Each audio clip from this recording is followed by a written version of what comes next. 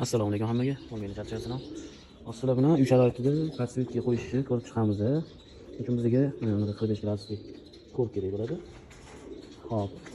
LED 24 watt 240 talik bo'ladi bu. Hop, 240 talik. Bu pitani bu 224 ga 24 watt beradi. 24.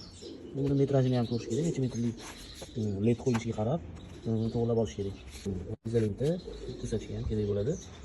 Hop, keyin ko'rib razmeriga qarab kesilishiga o'zingizga uyingizda nima bo'lsa, shuni olsangiz bo'ladi. Temirarni bargalki bunaqa ko'rsatishga ham o'zingizga bo'ladi. Hop, birinchi navbatda ledani ajratib olamiz. Birinchi videoda postni qo'shmadim, yoqib o'chirishga sensorga teganda yoqib o'chishiga. Hop, birinchi navbatda joyimizni razmerini olamiz. Hop, menda yog' boshidan yog' boshigacha 217 chiqdi. Yog'ni hali o'lchamadim, hozir o'lchayman. Shuni o'lchab, bu joydan kesib olamiz. Ko'rsatishgada yana kesadim. Kesadim. Hop, kesib oldik. Mana ko'rsatishgan sal o'tmasa olgan, qaychida kesdim, qaychani kesdi lekin bemalol. Endi sal mana qaychani qo'ymasin. Bundan ham kesilgan, qo'ldan to'g'rilayveramiz. Ko'rsatish yopiladigan qilib.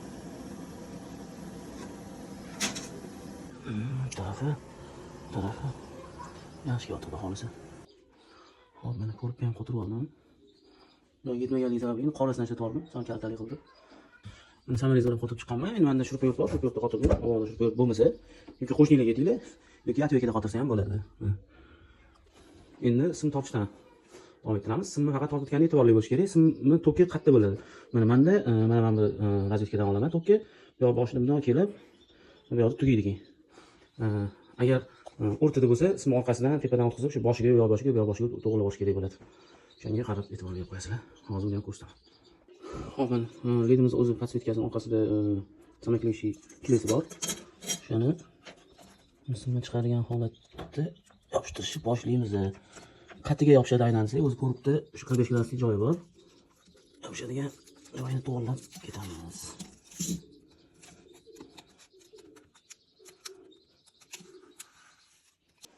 Hop, mana ledlarni yopishtirib chiqdik. Burchiga qanaqa bo'ladi degan savol bo'lsa, mana burchiga oddiy shunday o'zi burilib ketaveradi. Ledimiz yumshoq bo'lsin. Kesilishi qanaqa bo'ladi degan bo'lsanglar, mana kesilgan joyida o'zi mana metga qo'yib ketilgan qaychini rasmi bor. Mana e'tibor berib ko'rsanglar bo'ladi. Faqat shunaqa qismidan kessa bo'ladi. Mana shunday joydan kesdim. Endi keyingi ishimiz ko'rplarni to'g'rilab olib chiqamiz o'zimiz bilan moslab. Hop, endi bu narsani aytganman. Ko'rpni kirishkasini tiqmagan odamga oson emas. Mana ikkita arig'i bor. Mana shu arig'iga tushish kerak. Shuni ikki tarafdan plasmas ko'rpni siqsa, shunday qilib tushib qoladi. O'zi endi tushishni boshlaymiz. Tepa pastidan qilib sekin tushirib ketiladi. Hop, mana ko'rplarimiz tayyor. Endi to'kulash boshlaymiz. Inputni 220 kirishi bu bitanada, output 24 chiqishi. Shunda rozetkadan kelgan qizil ko'rinadi. Ko'ksiga plus minusi shayba ko'rinadi. Shaybadan chiqqan tok keyin podsvetkaga ulansa, shunda через shayba orqali ishlaydi. Hozir ko'rsataman ulanishlarni. Buni tushunib oldik. 24, 220. Endi qaysi biri faza, qaysi biri 0 degan bo'lsa, kirishgani o'ziga yozgan. Hop. Endi zo'r ko'rinmayapti, lekin qo'llab qo'ysangiz bo'ladi. L liniya, bu demak o'zbekchada faza. N 0 minus. Bunda ham xuddi shunaqa bor.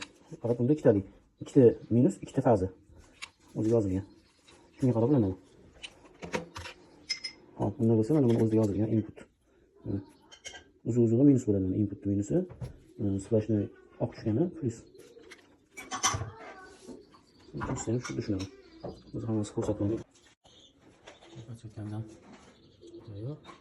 Sensorlarni